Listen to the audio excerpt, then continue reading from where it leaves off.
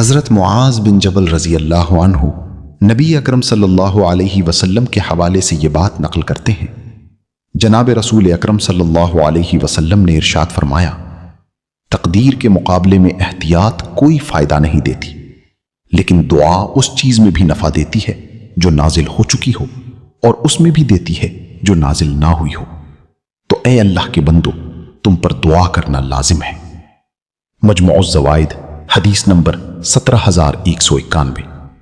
حضرت علی بن ابو طالب رضی اللہ عنہ بیان کرتے ہیں، غزوہ بدر کے موقع پر میں نے جنگ میں کچھ حصہ لیا، پھر میں تیزی سے چلتا ہوا آیا تاکہ اس بات کا جائزہ لوں کہ نبی اکرم صلی اللہ علیہ وسلم کیا کر رہے ہیں۔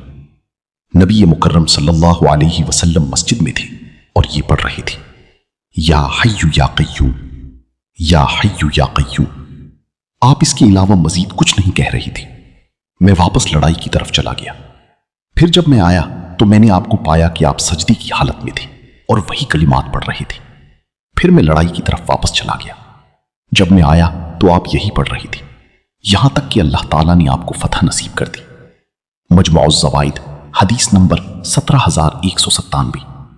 حضرت عبداللہ بن عمر رضی اللہ عنہ حضور اکرم صلی اللہ علیہ وسلم کا یہ فرمان نقل کرتے ہیں، دل برتن ہوتے ہیں اور ان میں سے بعض دوسرے بعض کی بنسبت زیادہ بہتر طور پر محفوظ رکھتی ہیں۔